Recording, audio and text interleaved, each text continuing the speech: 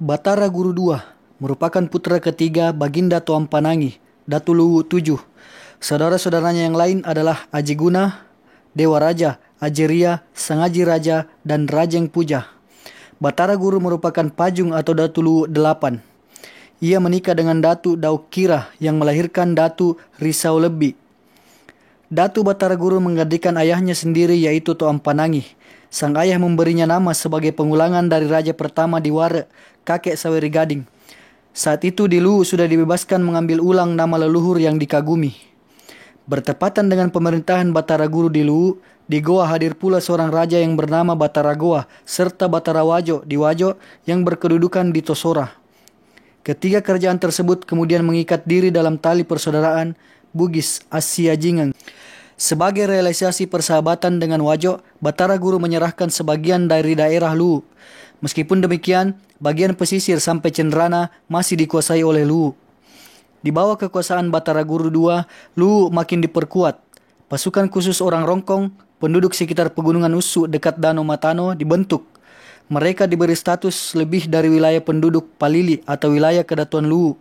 Hal tersebut selain karena mereka pandai membuat senjata tajam bermutu tinggi dan mengandung racun, orang Rongkong pada umumnya kebal atau tahan besi. Sehingga lahirlah sebuah ungkapan bahwa orang Rongkong itu telah menyatu dengan besi atau logam sendiri. Untuk memperkuat barisan kerajaan, pada setiap wilayah kerajaan pendukung Luwu yang disebut Palili dibentuk pasukan. Raja Palili lah yang bertindak sebagai pemimpin pasukannya masing-masing. Pasukan dari setiap Palili adalah orang-orang terpilih dan memiliki jiwa pemberani. Sejak dahulu, para bangsawan tinggi Luwu dituntut berjiwa pemberani. Pengetahuan atau ilmu yang harus mereka kuasai adalah 1. Memahami diri, 2. Memahami kedudukan diri terhadap benda, 3. Memahami kedudukan diri dan benda terhadap dewata, 4. Memahami besi dan benda logam lainnya, 5. Latihan ketahanan diri terhadap benda, dan 6. Latihan ketahanan diri terhadap raja pusat benda yaitu matahari dan air.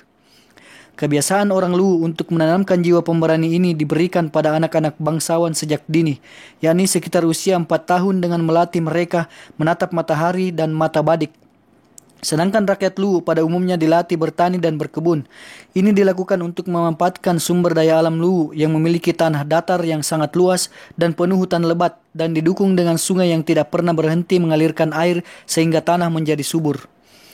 Bagi penduduk yang bermukim di Toraja, mereka tidak diharuskan ikut bertanggung jawab terhadap kerajaan. Mereka hanya ditugaskan bekerja keras di hutan-hutan untuk mengumpulkan damar, rotan, lilin, mengolah kayu, serta menambang emas dan besi. Sehubungan dengan tugas mereka yang berkecimpung di wilayah hutan, mereka sebagai penduduk pegunungan mempunyai kelebihan membuat parang dan alat-alat pertanian. Keunggulan pemerintahan Batara Guru di Luwu juga dapat dilihat dari strategi keamanan wilayah yang diterapkan.